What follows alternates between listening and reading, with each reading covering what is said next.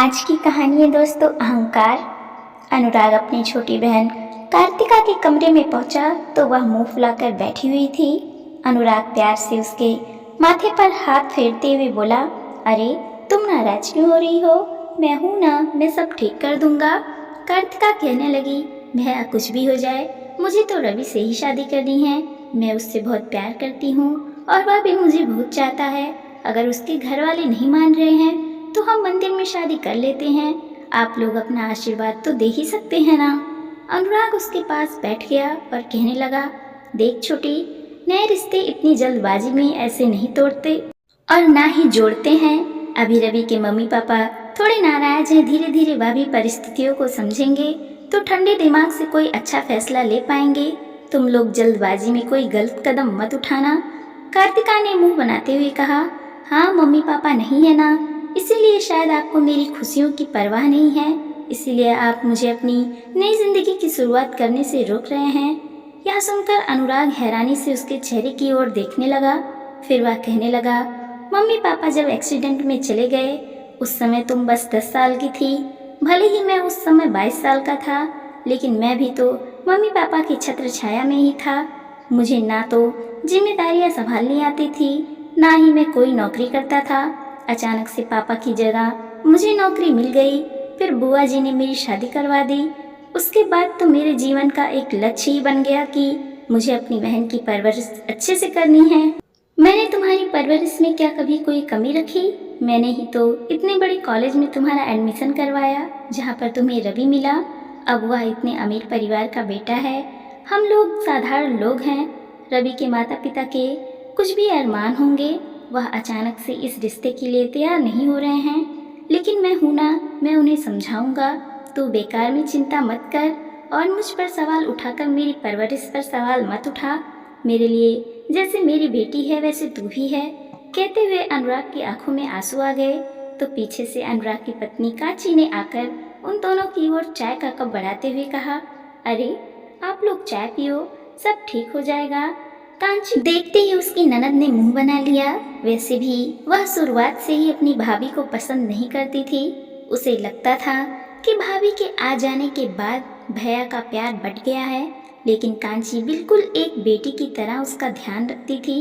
और आज जब उसके जीवन में इतनी उथल पुथल मची थी, तब भी कांची हमेशा उसका सहारा बनकर खड़ी रहती थी। लेकिन कार्तिका को तो हमेशा उससे चिढ़ी हुई ही रहती थी। खैर, अनुराग एक बार फिर से रवि के माता पिता से बात करने के लिए गया। उसने रवि के पिताजी को समझाते हुए कहा कि आजकल के बच्चे जल्दबाजी में गलत फैसला ले लेते हैं। आपका तो इकलौता बेटा है, आप उसकी खुशियों के लिए मान जाइए ना। मेरी बहन में ऐसी क्या कमी है जो आप उसे अपने घर की बहू नहीं बनाना चाहते हैं? अगर कल को इन लोगों ने गुस्से में आकर कोई गलत कदम उठा लिया तो ऐसा ना हो कि रिश्ते हमेशा के लिए बिखर जाएं। वैसे भी आप लोग कैसी बहू चाहते हैं, एक बार आप मेरी बहन से मिल लीजिए, हो सकता है कि वह आपको पसंद आ जाए। अब वैसे भी रवि के माता पिता बेटे की जिद के आगे मजबूर हो ही गए थे, इसीलिए उन्होंने अनुराग की समझदारी भरी बातों पर गौर किया और एक दिन उन लोगों ने एक होटल में कार्तिका से मिलने का प्रोग्राम फिक्स कर लिया। बस उसके बाद तो बस अपेरचिता ही रह गई थी, क्योंकि बच्चों ने तो एक दूसरे को पसंद कर ही लिया था। इसीलिए जल्दी ही दोनों की सगाई हो गई और बहुत धूमधाम से 2 महीने के बाद उन दोनों की शादी भी हो गई। कार्तिका शादी के बाद तो मनो हवा में ही उड़ने लगी थी। अपनी सभी सहेलियों को जलाने के लिए वह अपने ससुराल की संबंधता और बखान करती थी।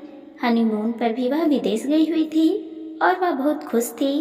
धीरे धीरे उसमें मनचाहा जीवन साथी पाने के बाद और इतने बड़े घर की बहू बनने के बाद अहंकार आ गया था। अब तो वह अपनी भाभी को कुछ नहीं समझती थी और उसे हर बात में नीचा दिखाने की कोशिश करती, लेकिन कांची उसकी बातों पर गौर नहीं करती, बचपना समझकर नज़रअंदाज कर दिया करती थी। एक बार कांची का जन्मदिन था तो उसकी ननद घर पर आई हुई थी और उसने एक खूबसूरत सा पैकेट उसकी ओर बढ़ाते हुए कहा, भाभी आपको जन्मदिन की ढेर सारी बधाई। कांची ने खुशी खुशी वह पैकेट ले लिया। उसने पैकेट खोलकर देखा तो उसमें बहुत ही खूबसूरत पर्पल कलर की साड़ी थी, जिस पर बहुत सुंदर सुंदर कढ़ाई किए हुए फूल बने थे। उसने हैरानी से कहा, अरे कार्तिका, यह साड़ी तो बहुत महंगी लग रही है। लगता है हाथ से कढ़ाई की हुई है इस पर।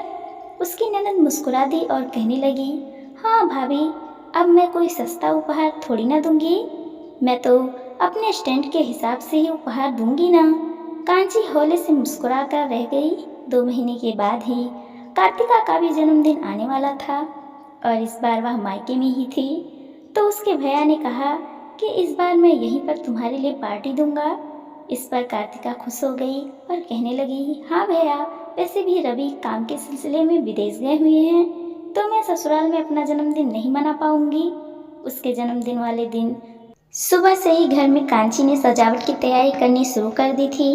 खाना भी उसने खाना बनाने वाली के साथ मिलकर बनवाया था।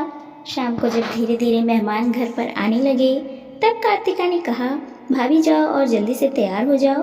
वैसे भी मेरे जन्मदिन की पार्टी है, तो जो साड़ी मैंने आपको गिफ्ट में दी थी वही साड़ी पहनकर तैयार होना। कांची भी खुशी खुशी तैयार होने के लिए चली गई। जब वह तैयार होकर अपने कमरे से बाहर आई तो सभी मेहमान उसकी खूबसूरती की प्रशंसा करने लगे। उसकी ननद ये सब बर्दाश्त नहीं कर पाई। पार्टी में भाभी की सुंदरता की तारीफ से सुलगते हुए वह बोल पड़ी, अरे ये महंगी साड़ी पहनकर ही तो भाभी इतनी सुंदर लग रही हैं, लेकिन यह साड़ी भाभी को मैंने ही दी है। ये मेरी साड़ी है। ये साड़ी पहन पहन कर मेरा मन भर गया था, तो मैंने भाभी को दे दी। इनकी औकात कहाँ है कि 20,000 की साड़ी पहन सके। कांची हैरान रह गई, क्योंकि उसे तो पता ही नहीं था कि ये ननद की उतरन है। फिर आज उसने भी करारा जवाब देते हुए कह दिया कि मैं मानती हूँ कि इतनी महंगी साड़ी खरीदने की हमारी औकात नहीं है, लेकिन कम से कम हम किसी को उपहार में उतरन नहीं देते हैं। शायद आपकी औकात होगी इतनी महंगी साड़ी खरीदने की, लेकिन हम अपनी भाभी को गिफ्ट देने की औकात तो आपकी है भी नहीं। आप मेरे लिए 500 की नई साड़ी दे देती तो भी मुझे अच्छा लगता, लेकिन गिफ्ट देने के नाम पर आपके पास 500 ही नहीं होंगे। तभी तो आपने गिफ्ट में मुझे यह उतरन दे दी। मुझे आपकी उतरन पहनने का कोई शौक नहीं है। मैं अभी साड़ी बदल कर आती हूँ और आपको आपकी साड़ी वापस कर देती हूँ। वैसे भी आपने ही जिद की थी कि भाभी आज पार्टी में मेरी दी हुई साड़ी पहनना, इसलिए मैं यह साड़ी पहन कर आई। तब उसकी ननद मुंह फुलाते हुए कहने लगी, हाँ तो मैं यह साड़ी पहनने के लिए नहीं कहती तो आप अपनी कोई सस्ती 300-400 वाली साड़ी पहनकर चली आती, मेहमानों के सामने मेरी नाक कटवा देती। कांची ने धीरे से हंसते हुए कहा, मेहमानों को जो भी समझ में आ रहा है कि किसकी औकात कितनी है, यह मेहमान भी अच्छे से जानते हैं कि तुम्हारे भैया ने कोशिश ना की होती तो तुम्हारा इतने बड़े परिवार में रिश्ता ना हुआ होता। तुम्हारे ससुराल वाले तो तुम्हें अपनाने को तैयार भी नहीं थे। तुम्हारे भैया ने ही जाकर बातचीत की, उन लोगों को फरमाइश के अनुसार बहुत धूमधाम से तुम्हारी शादी की। अगर वह तुम्हारे ससुराल वालों के नखरे ना उठाते तो शायद आज तुम अपनी अमीरी का रौब न झाड़ रही होती।